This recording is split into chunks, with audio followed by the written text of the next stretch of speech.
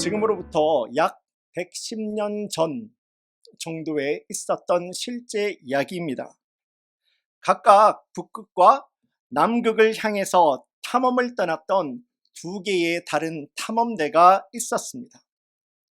1913년입니다. 캐나다 스테픈스는 자신의 팀원 20명과 함께 북극으로 향하게 되었고, 그 다음 해이죠. 1914년에는 영국의 세클턴이라는 사람이 28명의 팀원과 함께 남극을 향해서 그 여행을, 탐험을 떠나게 됩니다. 그런데요, 정말 안타까운 것은 이 두 탐험대가 모두 다 타고 가고 있었던 그 배는요, 갑자기 얼어버렸던 이 북극과 남극의 그 바다 한가운데에서 얼어붙어 버려가지고 속절없이 그 자리에 머물러 버릴 수밖에 없게 됩니다. 지금에야 이 얼음을 부수고 갈 수 있는 쇠빙선이라고 하는 배가 있다고 하지만은 이 이야기는 100년도 넘는 옛날 이야기입니다. 타고 있던 배가 북극과 남극에 있는 그 바다 한가운데에서 그냥 얼어붙게 되었던 겁니다. 그만큼 바다가 얼었어요. 바다를 얼릴 만큼 표현할 수도 없는 매서운 추위 가운데서 이 사람들은 꼼짝달싹 할 수 없는 상황에 놓이게 되었던 겁니다. 자연스럽게 이 두 팀 모두 그들의 첫 번째 목적이었던 북극과 그 남극, 극지방을 탐험하는 것이 그 첫 번째 목적이 아니라 이 생각지도 못하는 이 고통스러운 추위와 얼어붙은 이 얼음을 헤치고 어떻게 하면 우리가 살아남을 수가 있고 또 어떻게 하면 우리가 그곳에서부터 탈출할 수가 있을까? 이 고민이요, 그들의 가장 우선이 되는 그러한 인생의 미션, 목표로 바뀌어 버리게 되고 말았던 겁니다. 그런데요, 이 비슷한 때에 그리고 비슷한 고통의 위치에 놓여 있었던 두 가지 다른 극지방 탐험팀은요, 상상하지도 못하는 전혀 다른 결과의 이야기로 이 이야기는 마무리가 되게 됩니다. 먼저 북극으로 향했던 이 캐나다 탐험팀은요, 20명, 전체 20명 인원 가운데에서 11명이 북극의 그 얼음 속에 갇혀서 죽어버리고 맙니다. 그 반면에 이 남극으로 향했던 이 영국의 탐험팀은요, 약 1년 9개월입니다. 굉장히 오래 시간이 지나지 않았습니까? 1년 9개월이라는 그 시간 가운데서 단 한 명의 사상자가 없이요. 여기서 사상자라고 하는 것은 다친 사람도 없다라는 거예요. 사상자가 단 한 사람도 없이 28명의 팀원 모두가 영국으로 귀환하게 됩니다. 영국 국민들은 난리가 났죠. 다 그 남극 얼음 가운데서 얼어 죽었을 것이다 생각했던 이 사람들이 전부 다 돌아오게 되니까 사람들의 마음이 얼마나 기뻤겠습니까? 이들의 귀환을 정말 따뜻하게, 정말 환영해주는 그러한 자리도 가졌다라고 합니다. 첫 번째 목표였던 이 남극 탐험은 무너지고 말았어요. 그러나 그렇게 그 오랜 시간이 걸렸음에도 불구하고 단 한 사람의 낙오자도 없이 탐험팀 전원을 다 데리고 무사히 귀환을 하게 된 이 이야기를 가지고 탐험가들 사이에서는요, 오늘까지도 성공한 실패이다 라고 하는 그런 이야기로 회자된다라고 합니다. 그렇다면 이 두 개의 팀 가운데에서는 무엇이 달랐겠습니까? 도대체 이 두 개의 팀은 무엇이 달랐기에 그 비슷한 시기에 비슷한 고통 가운데에서도 전혀 다른 두 가지의 이야기로 그 이야기를, 그 탐험의 이야기를 마무리 짓게 되었던 것이겠습니까? 오늘 우리가 함께 보는 본문 말씀에도 이와 같이 생각지도 못한 순간 가운데에서 인생의 크나큰 위기를 맞이하게 되는 다니엘 그리고 세 친구의 이야기를 볼 수가 있습니다. 우리가 지난 주일 말씀을 통해서 바벨론 포로로 잡혀온 이 다니엘과 세 친구가 그 마음의 믿음의 뜻을 결정하게 되는 것을 우리가 함께 보았습니다. 곧 나에게는 아버지 하나님과의 관계가 저 바벨론 왕과의 실질적인 관계보다도 나에게는 하나님과의 관계가 더 소중한 것입니다. 바로 거기에 내 마음과 믿음을 결단합니다 라는 바로 그들의 믿음의 결단 가운데에서 이 다니엘과 세 친구는 왕이 베풀어주는 그 귀한 음식을 전부 다 멀리하게 되는 것을 우리가 보았습니다. 그런데요, 왕을 거절했어요. 신하도 아니에요. 포로로 잡혀갔잖아요. 포로된 자가 왕이 베풀어 주는 그러한 호의를 거절하게 되었는데요, 하나님의 놀라우신 은혜의 역사하심, 바벨론 왕에게까지 함께하여 주시사 왕을 거절했던 이 포로들에게 오히려 바벨론의 느부갓네살 왕은 이들의 총명함을 더욱더 인정하게 되고 더욱더 그들의 믿음 가운데서 든든하게 신앙생활을 할 수 있는 그러한 길까지 그 문이 활짝 열리게 되는 그러한 말씀을 나누었습니다. 그래서 그 말씀을 가지고 우리 성도님들에게도 도전을 하였죠. 우리 모든 성도님들의 인생의 발걸음이 주님 주시는 그 믿음의 중심을 내가 꼭 잘 붙들어서 우리가 처해 있는 그 어떤 상황 가운데에서도 예스도 노도 믿음의 간절함을 가지고 믿음의 또 순전함을 가지고 주님 함께 동행하는 우리 모든 성도님들이 되기를 또는 우리 성도님들과 그 은혜의 말씀을 함께 나누었습니다. 그런데 하나님의 말씀은요, 이렇게 귀한 믿음을 가지고 다니엘과 세 친구들이 그 바벨론 땅에서도 행복하게 그들이 잘 먹고 잘 살았다더라 라고 말씀이 끝난다면 정말 좋겠는데요, 그렇게 말씀이 끝나지를 않습니다. 인생에 다가오는 그 위기를 하나 넘었습니다. 그런데요, 오늘 본문 말씀에도 있었던 그 위기 뒤에 따라오는 더 큰 위기의 상황에 이 다니엘과 세 친구들은 또다시 그들의 인생의 위기 앞에 놓이게 되는 모습을 우리가 보게 됩니다. 오늘 본문의 말씀의 배경은 이러합니다. 바벨론 느부갓네살 왕이 하루는 밤에 꿈을 꾸게 됩니다. 그런데 그 꿈이 좀 특별했던 것 같습니다. 이 꿈을 꾸고 난 이후로는 마음이 너무 불편한 거예요. 너무 마음이 괴로워서 사람이 좀처럼 밤에 잠도 오지를 않는 겁니다. 그래서 이 꿈이 무슨 꿈인지를 알아보려고 바벨론에 있는 모든 박사들과 마술사들과 점쟁이들과 지혜자들을 모두 한자리에 소집하게 됩니다. 그리고 이 왕이 그들에게 내린 명령이 오늘 본문의 말씀에 앞선 5절의 말씀인데요, 5절의 말씀 제가 다시 한번 보겠습니다.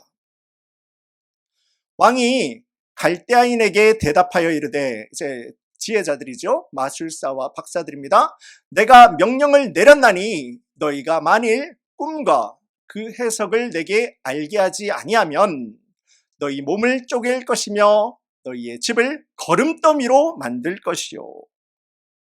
자, 바벨론 지혜자들이 요청합니다. 왕이시여, 왕이 꾼 꿈이 있다고 한다라면은 그 꿈을 우리에게 가르쳐 주세요. 그러면은 우리가 그 이야기를 듣고 왕이 꾼 꿈에 대한 해석을 우리가 곧바로 전해드리겠습니다 라고 하지만은 왕이 그거를 거절하고 있는 겁니다. 그게 아니라 너희들은 내가 꾸었다라고 하는 그 꿈이 무엇인지 나에게도 말하고 그리고 거기에 대한 꿈의 해석까지도 나에게 말을 해야 된다. 그렇지 않으면은 내가 너희들은 물론이거니와 너희들의 가족들까지 전부 다 그 목숨을 빼앗아 가리라. 세상에요, 지가 왕이면 왕이지 이렇게까지 억지 부리는 사람이 있을 수가 있겠습니까? 지가 왕이면 왕이지 내가 꾼 꿈까지도 한번 알아맞혀 보라 라고 이야기를 하는 겁니다. 바로 이 같은 이 바벨론 왕 느부갓네살의 요구에 이 바벨론의 지혜자들이 할 수 없이 답변을 주게 되는데요, 오늘 본문의 10절에 나오는 말씀입니다. 10절 말씀 제가 다시 한번 보겠습니다. 왕 앞에 대답하여 이르되 세상에는 왕의 그 일을 보일 자가 한 사람도 없으므로 어떤 크고 권력 있는 왕이라도 이런 것으로 물은 사람이 없었나이다. 여러분들 이 말씀 볼 때 어떻습니까? 참 지혜자라고 이야기하는 사람들이 정말 지혜 없이 이야기하고 있는 것 같지 않으십니까? 지금 왕이 내 앞에 있어요. 나를 다스리는 나의 왕이 지금 내 앞에 있다고요. 내 눈앞에 있다고요. 그런데 그 왕을 두고서 세상에 있는 다른 왕들과 내 왕을 비교하고 있는 겁니다. 당신처럼 말한 왕은 없어요. 그렇게 해석해 줄 수 있는 사람 없어요. 라고 이야기를 하고 있는데요. 이것은 지금 느부갓네살에게 마음에 불이 일어서 밤에 잠도 자지 못하고 있는데 거기다가 지금 부채질하고 있는 거고 거기다가 기름을 갖다 붓고 있는 그런 대답이 아니겠습니까? 이런 사람이 그 당시에 지혜자들이었다고 합니다. 바로 여기에 느부갓네살 왕은 크게 분노하게 되고 바벨론에 있는 모든 지혜자들을 전부 다 잡아 죽여라! 라고 하는 명령을 내리게 되었고, 바로 이 어이없이 급박하게 펼쳐지고 있는 이 인생의 위기는요, 다니엘과 세 친구들이라고 해서 그 위기가 넘어가지를 않습니다. 다니엘과 세 친구들 역시 이 지혜자로 구분이 되는 사람으로서 이 왕의 명령, 모든 지혜자를 잡아 죽여라 라고 하는 이 왕의 칼날을 피해갈 수가 없었던 상황이었던 겁니다. 산 넘어 산이라고 하지 않습니까? 겨우 한숨 돌렸다라고 생각하고 있었는데 그 뒤에 보니까 더 큰 파도가 이렇게 나를 향해서 덮쳐오고 있었다라는 겁니다. 이 같은 갑작스러운 인생의 위기 앞에서 하나님의 사람 다니엘 그리고 이 세 친구는 그 상황 가운데서 이 사람들은 나는 무엇을 기억하고 나는 어떻게 무엇을 붙들었겠습니까?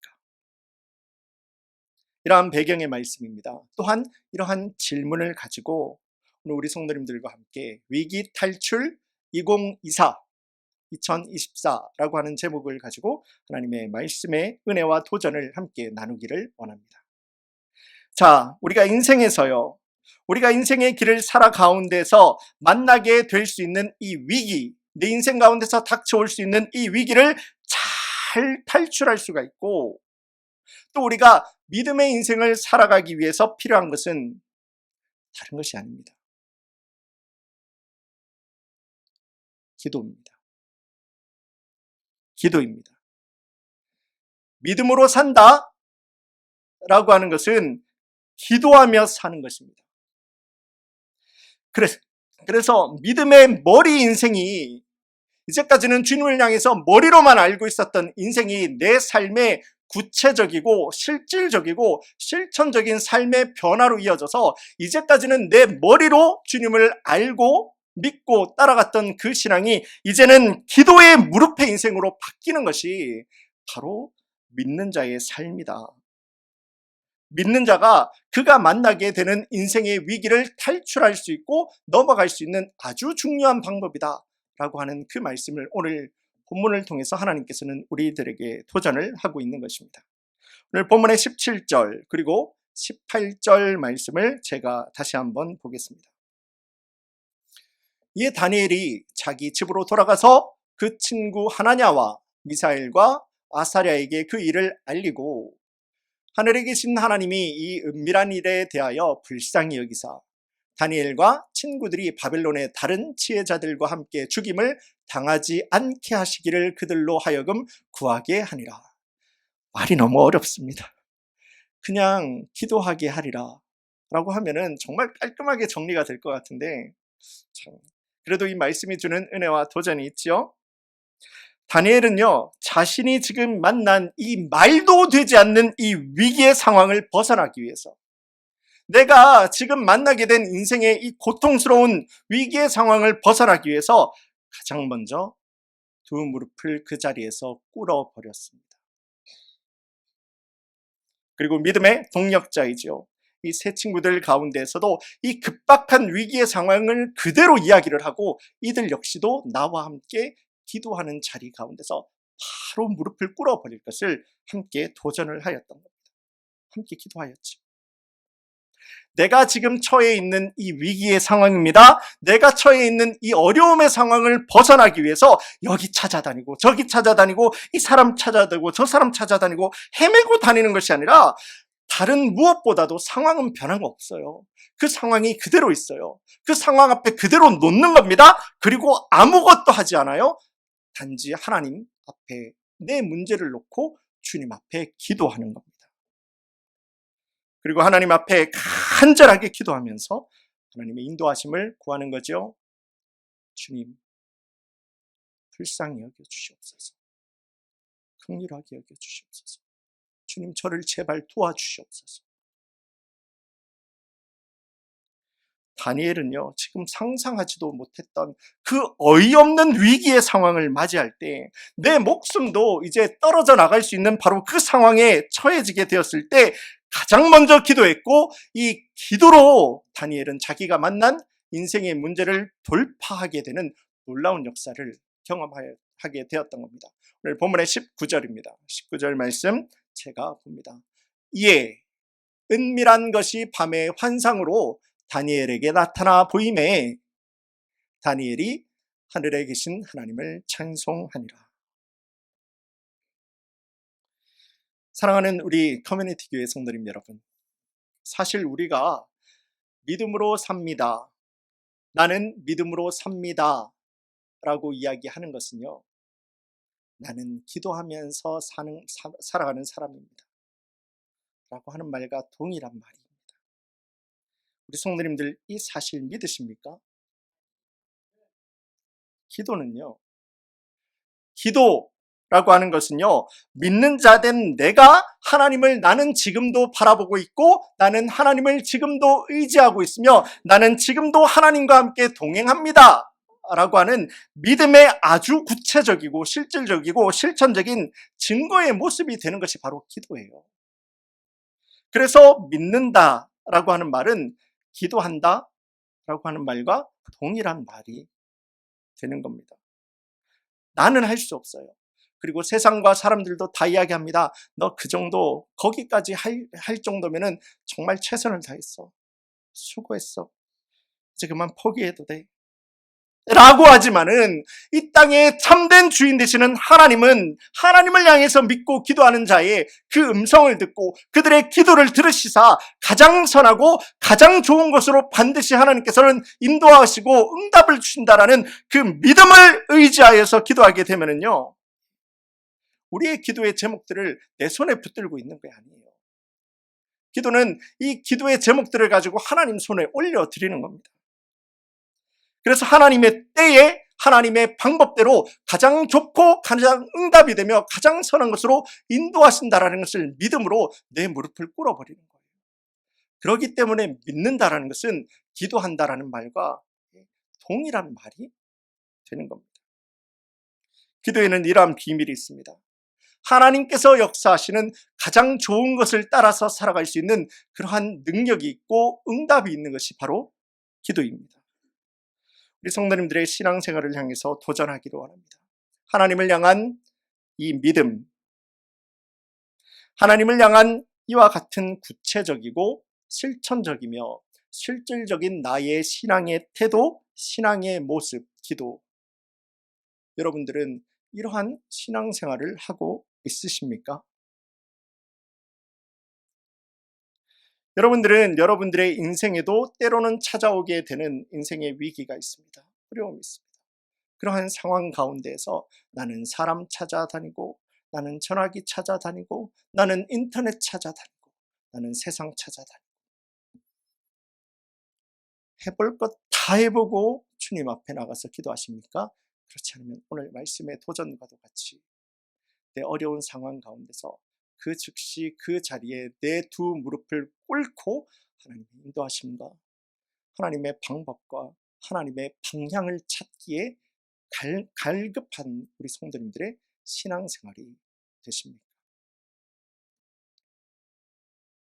우리 성도님들과 이야기를 나누고 또 신방을 이렇게 제가 찾아뵙다 보면은요, 가끔 듣는 이야기가 비슷한 이야기가 한 가지가 있습니다.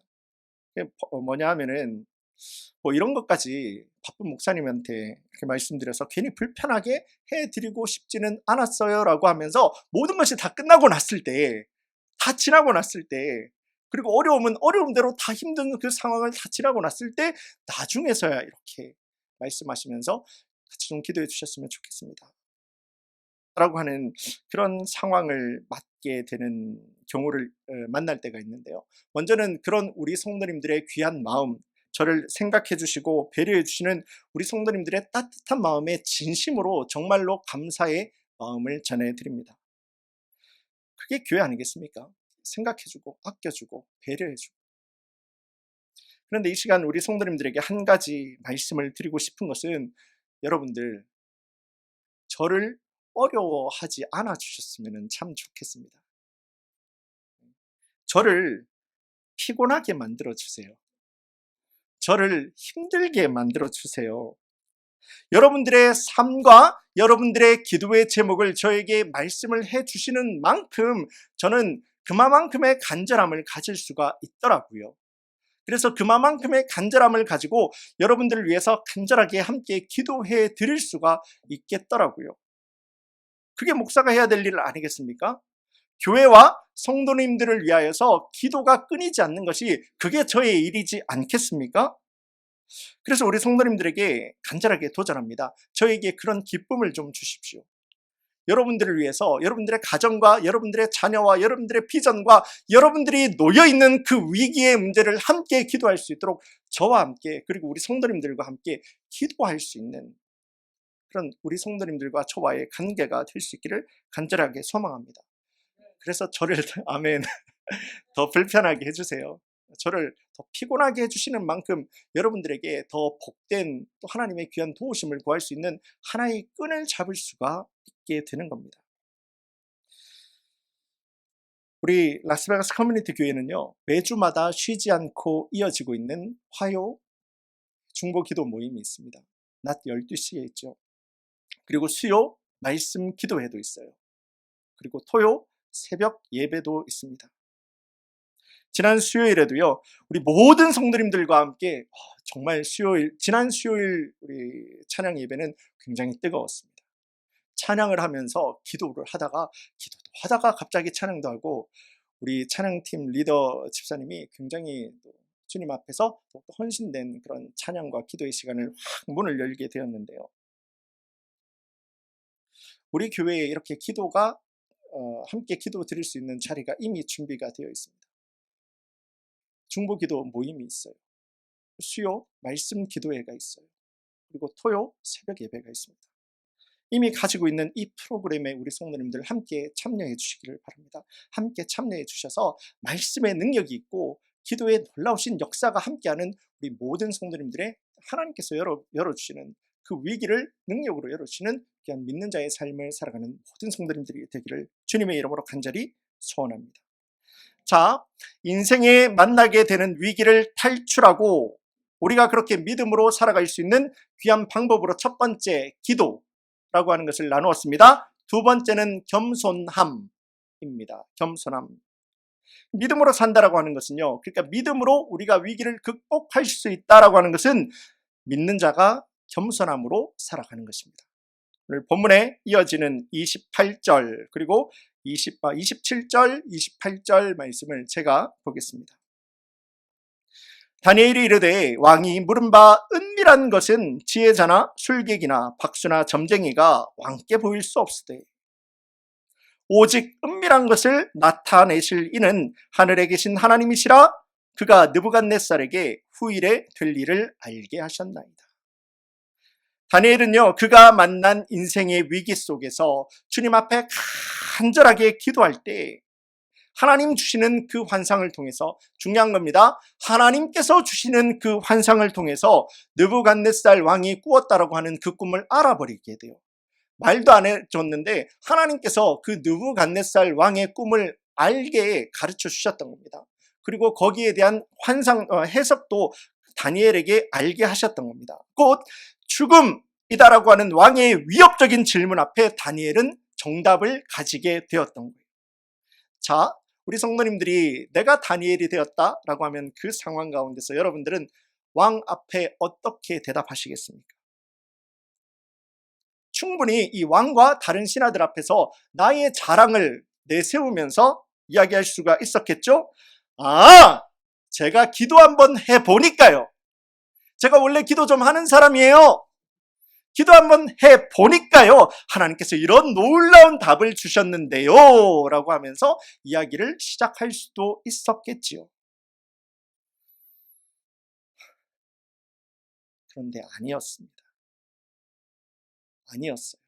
다니엘은요, 지금 자신이 왕 앞에 내어놓고 있는 이 답이 누구에서부터 나에게 온 것임을 겸손하게, 그러나 분명하게, 당당하게 내가 왕의 꿈을 알 수 있었고 그 해석을 내어놓을 수 있게 된 것은 오직 아버지 하나님 한 분이시기 때문에, 그가 이 땅에 참신 되시기 때문에 제가 알 수가 있게 된 것입니다 라고 고백을 하고 있는 거예요.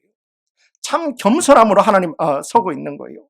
그렇지만 정말 당당하게 하나님의 그 복음의 말씀을 증거하고 있는 거예요. 하나님은 지금도 우리 안에 살아계셔서 역사하고 계시면서 인도하고 살아계시는 하나님이시기 때문에 나에게 이 모든 것을 알게 하셨다라는 사실을 느부갓네살에게 당당하게 복음과도 같이 선포를 하고 있었던 겁니다.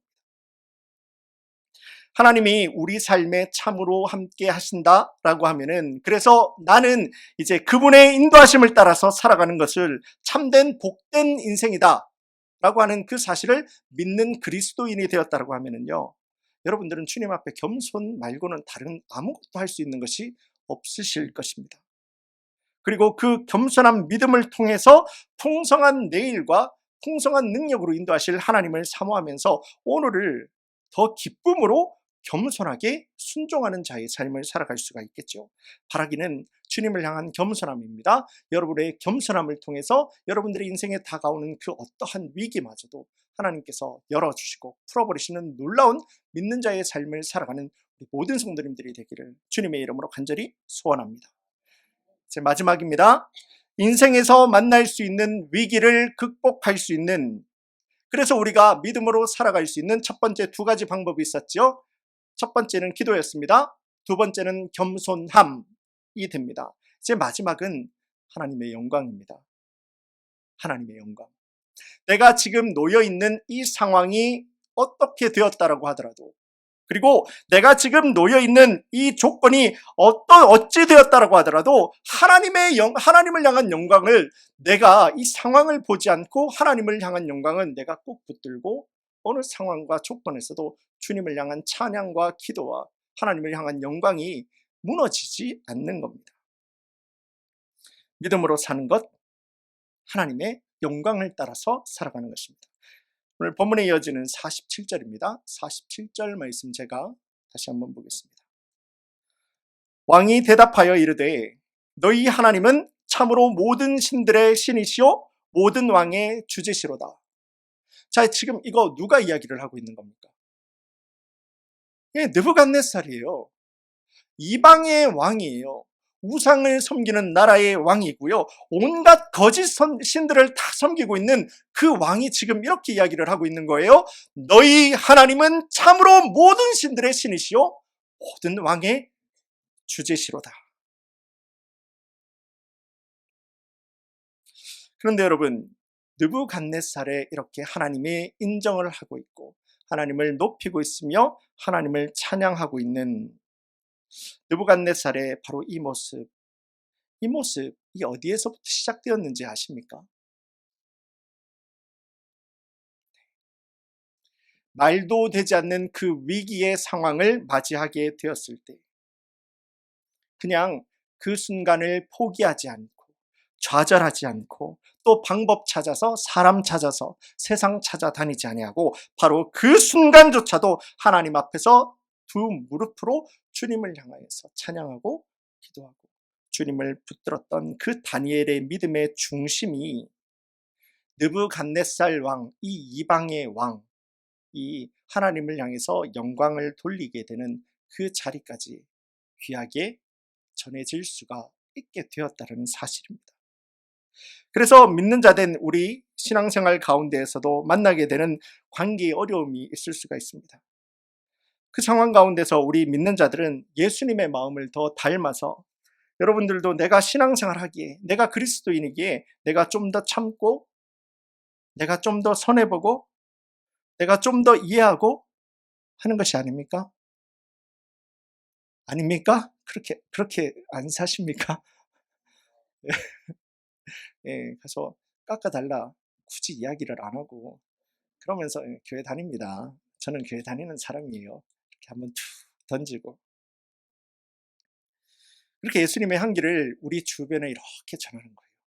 예수님의 향기를 전할 때 하나님께서 나를 축복해 주시는 그 사랑이 나라고 하는 내 인생의 틀을 넘어가서 우리 믿음의 동역자들, 여러분의 믿음의 동역자들, 여러분들의 목장 식구들, 여러분들의 우리 교인 식구들, 그리고 여러분들의 이웃들까지도 그 예수 그리스도의 향기가 그들의 삶까지도 변화시키게 될 때 하나님께서는 막혀있던 그 담이, 내 인생 가운데서 풀리지 않던 그 담이, 그 방법이 하나님께서는 하나님의 방법으로 그리스도의 향기가 전하게 될 때 그 위기의 상황을 넘어가게 되는 방법으로 하나님께서는 사용하셨다는 겁니다.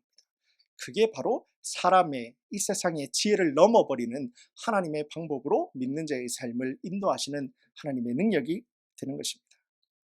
이 아침 시간 우리 성도님들과 함께 갑작스러운 인생의 위기를 만난 이 다니엘과 세 친구, 사람들이 인생의 큰 위기를 넘어갈 수 있었던 그 모습을 함께 나누었습니다. 먼저는 기도였고, 두 번째는 겸손함이었으며, 세 번째는 하나님의 영광, 하나님을 향한 영광이었다라고 하는 사실입니다. 기도와 겸손함과 영광입니다. 여러분들 이렇게 한번 묻고 나보니까 뭐 생각나는 게 없으십니까? 기도와 겸손함과 영광. 예배 아닙니까? 예배. 이게 바로 예배자의 삶 아니겠습니까? 하나님을 내 삶의 참된 주님으로 영접하여서 이제는 내가 아닙니다. 내 방법이 아니에요. 그분의 지혜와 다스림 가운데서 내 모든 삶의 영역들을 다 내어놓아 하나님의 인도하심을 따라서 살아가는 것, 그게 바로 예배이고 여러분들이 매일같이 살아가는 예배자의 삶이 되는 것입니다. 다른 말로 하면 믿음의 기본이에요. 기본. 우리가 예배라고 하면은 뭐 굉장히, 그리고 뭐 몇 주 내가 빠지지 않았습니다, 굉장히 자부심을 느끼고 하죠. 그런데 여러분들 우리가 아셔야 되는 게 이사야서 43장 21절이에요. 431 외우기도 정말 쉽지 않습니까? 여러분들의 하나님 창조 목적이 거기 기록되어 있어요. 우리가 왜 창조되었는지 거기에 그 목적이 있다고요. 뭡니까? 찬양을 부르게 하기 위해서, 예배입니다. 예배를 드리게 하기 위해서 우리가, 하나님께서는 우리를 지으셨다고 하는 거예요. 예배가 기본이라는 말입니다. 이게 믿음의 기본이에요. 믿음의 기본을 잘 따라서 내가 살아갔을 때 하나님께서는요, 내 인생 가운데서 다가오는 그 어떠한 위기의 문제가 있다라고 하더라도 그게 위기가 아니라 하나님께서 역사해버리시는 오히려 기회가 되고 능력이 되어버리는 놀라운 역사로 인도하셨다라는 사실을 오늘 우리가 다니엘서 말씀을 통해서 도전받고 우리 성도님들과 함께 신앙의 비전을 바라볼 수 있는 말씀이 바로 말씀이 되는 겁니다. 믿음의 기본이에요. 그게 위기를 넘어가게 했다라고 하는 겁니다. 오늘 말씀에 처음으로 돌아가기를 원합니다. 이 비슷한 시기에, 그리고 비슷한 위기에 놓이게 된 두 개의 다른 남극, 북극, 그 극지방 탐험팀이 보여주는 그 정반대의 모습을 우리가 볼 수가 있었죠. 북극으로 향했던 팀은 20명 가운데서 11명이 북극 바다에서 얼어 죽게 됩니다. 그런데 남극 바다로 향했던 이 남극팀은 28명이 사상자 1명 없이 모두 다 영국으로, 집으로 귀환을 할 수가 있었다는 겁니다. 거기에는 다른 이유가 있었던 게 아니에요. 한쪽은 그렇게 고통스럽고 힘든 위기의 상황 가운데서요, 팀장부터 시작합니다. 팀장부터 시작해서 나의 특권을 다 내려놓습니다. 내가 뭐 티셔츠 한 장 더 입을 수 있는 것 있다라면은 그것 똑같이 공평하게 28명이 나누었다라고 하는 거예요. 내가 콩 한 쪽 더 먹을 수 있는 특권이 가지고 있는 것이 팀장인데 그런 거 내세우지 않았다라는 거예요. 그 위기의 상황 가운데서 그 콩도 반으로 나눠서 모든 팀원들이 공평하게 했으며 뒤처져 있는 팀원이 있으면은 이 전체 팀이 오히려 뒤로 돌아갔다라고 해요. 뒤로 돌아가서 그 낙오되어 있는 팀원과 함께 데리고 끝까지 포기하지 않고 한 걸음 한 걸음 나갔을 때 1년 9개월이 걸려서 결국은 그들이 구조가 되게 되었던 반면에 다른 팀은요, 북극으로 향했던 이 팀은 그 위기의 상황, 그들이 타고 있는 배가 얼어붙게 되자마자 그들이 서로 내가 살아남겠다고 거짓말하고 서로 속이고 서로 욕하고 서로 도둑질이 난무하는 가운데서 그 모든 인간관계의 신뢰가 깨져버렸다고 합니다. 기본이에요, 기본. 위기의 상황 가운데서 내가 나를 주장하지 않고 우리 팀을 보호하는 거 기본 아닙니까? 위기의 상황 가운데서 내가 나를 주장하지 않고 그들 가운데서 내 마음을 가지고 함께 품어주고 인도하는 거 기본 아닙니까?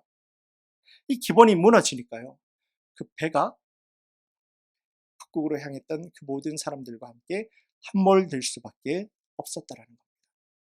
자, 말씀을 맺습니다. 이제 2024년을 시작하게 되었습니다. 우리 모든 성도님들 역시도 이번 한 해를 시작하면서 여러분들의 마음에 가지고 있는 기대, 그리고 여러분들의 가지고 있는 소원, 기도 제목을 가지고 2024년 시작하셨으리라 생각합니다.